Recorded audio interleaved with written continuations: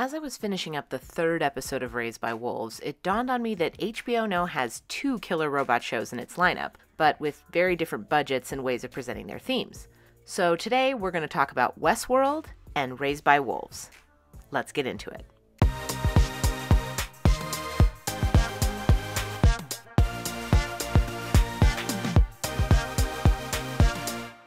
At this point, you've probably seen Westworld.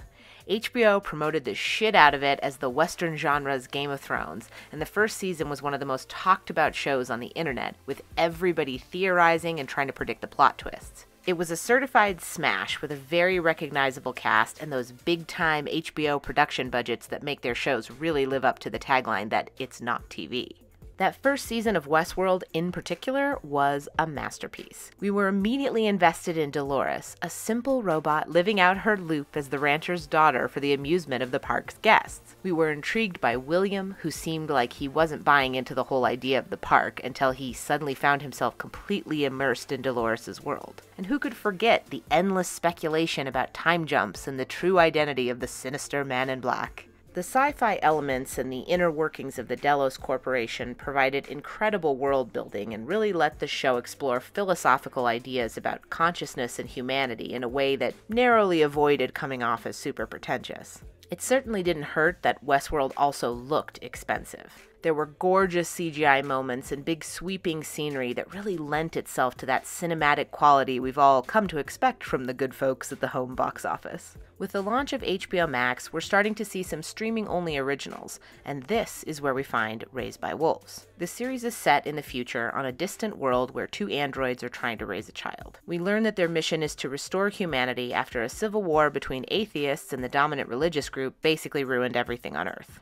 We have father and mother, our 2 androids, who are taking care of Campion, their sole surviving son. Like Westworld, Raised by Wolves also explores some of those deeper ideas about humanity, parenthood, and belief, but it's definitely a little more heavy-handed with its messaging. In Westworld, you might get a lingering shot of a seemingly lifeless android that will make you start asking yourself questions about the nature of consciousness and the ethics of creating sentient beings for entertainment purposes. Raised by Wolves would be more likely to have a character turn to another and straight up explain the way that religion factors into the story. It helps that a lot of this explaining comes from mother and father, the 2 parental androids, and that they're almost always explaining it to a kid. So it feels more natural than your standard sci-fi info dump, but it doesn't always have the finesse we're used to with HBO properties. This is why I wasn't that surprised to learn that Raised by Wolves didn't actually begin as an HBO property. It was originally meant for TNT, but it was moved to HBO Max when the streamer launched. That's reflected in everything from the cinematography to the CGI to the costumes, which are so simplified that they can look a little cheap at times. But the noticeably smaller budget doesn't actually take away a lot from the story because the characters are so strong. The 2 androids are simultaneously cold and mechanical while also having emotions and distinct personalities. I kept thinking of Tars from Interstellar, who looks like the monolith from 2001, but has enough personality that by the end we care about him like he's a human member of the crew.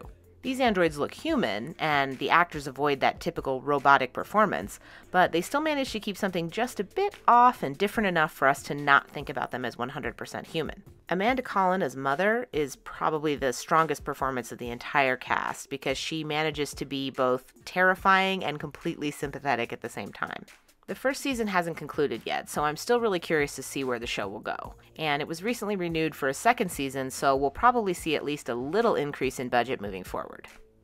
So does Raised by Wolves rival HBO's other killer robot show? Not really, but it's still a solid sci-fi show and it's totally worth checking out.